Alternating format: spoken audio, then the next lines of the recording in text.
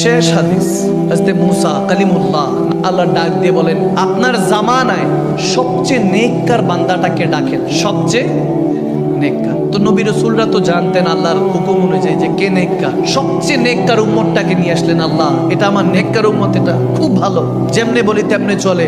আল্লাহ বলেন তাকে দায়িত্ব দেন আপনার জামানার সবচেয়ে গুনাহগার উম্মতকে খুঁজে আনতে, সবচেয়ে গুনাহগার উম্মতকে, তাকে দায়িত্ব দেন। খুব গভীর মেসেজ, গভীর খেয়াল। নেককার বান্দাকে দায়িত্ব দেওয়া হয়েছে বদকার বান্দাকে খোঁজার জন্য, গুনাহগার বান্দাকে খোঁজার জন্য।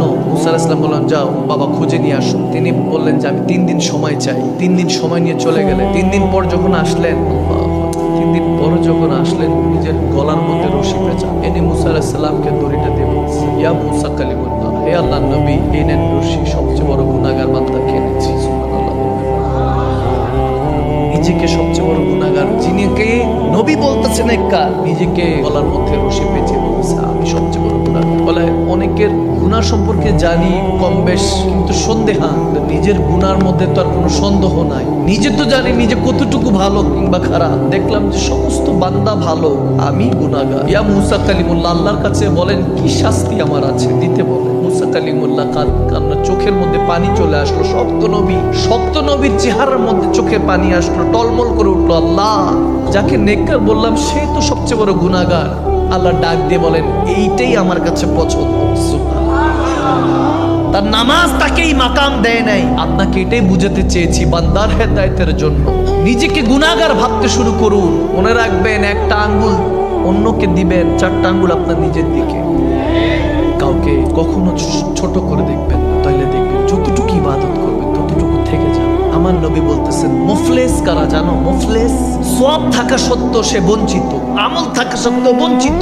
হাসরের ময়দানে মুফলিস কারা হবে? সাহাবা রাসূলুল্লাহ বলছে ইয়া রাসূলুল্লাহ কারা? বলে উহুদ পাহাড়ের মতো, হিমালয় পর্বতের মতো আমল নিয়ে হাসরে উঠবে, কিন্তু জাহান্নামে নিক্ষিপ্ত হবে। নাউযুবিল্লাহ, জাহান্নামে নিক্ষিপ্ত হবে। কেন? এই জুবান দিয়ে মানুষের সাথে বেয়াদবি করেছে, মানুষকে কষ্ট দিয়েছে। ছোট্ট ছোট্ট বিষয় আপনার সমস্ত ইবাদত বান্দেগী শেষ করে দিতে পারে। কখনো কারো সমালোচনা করবেন, কখনো মরে গেল না, কখনো কাউকে খারাপ বলবেন না। হযরতে হুযাইল ইবনে আয়াস আলাইহির রাহমা অনেক বড় আল্লাহ ওয়ালা, 21 বার হজ করেছেন। 21তম হজের মধ্যে কেউ একজন জিজ্ঞেস করলেন, হুজুর আপনি তো অনেক বড় আল্লাহ ওয়ালা, আজকে হজ করতে এসেছেন, এই বছর আল্লাহ কি হজ কবুল করেছে? বলে আল্লাহ করতেও পারেন, আল্লাহ করাটা স্বাভাবিক, আর যদি না করে থাকে তাহলে আমি আমার কারণে। আপনি হুযাইল ইবনে আয়াসের কারণে হয়তো আল্লাহ কবুল করেন নাই, আমি অনেক বড় গুনাহগার। অথচ ওই জামানার মুজাদ্দিদ ছিলেন। সুবহানাল্লাহ বলে। বড় বড় আলেমরা, বড় বড় আল্লাহ ওয়ালা নিজেদেরকে গুনাহগার ছাড়ার কিছুই ভাবতেন। এই জন্যই নিজেদেরকে সবসময় আজিজিন কেজারি, উদারতা রাখবেন। উদারতা অনেক বড় বিষয়, উদারতা সবার মনে থাকে না। আল্লাহ আমাদেরকে সবসময় নেককার পথে, নেক পথে চলার মতো তৌফিক দান করুন। আমার পেয়ার নবী সাদকায়, আমার পেয়ার নবী যেই পথে চলেছেন, আহলে বায়াত ওলি আল্লাহ সাহাবায়ে রাসূলরা যেই পথে চলেছেন সেই পথে চলার মতো তৌফিক দান করুন। আমার পেয়ার নবী 63 বছরের একটি সেজদার উসিলায় আমাদের আমিনকে কবুল করুন। আরো জোরে পড়েন।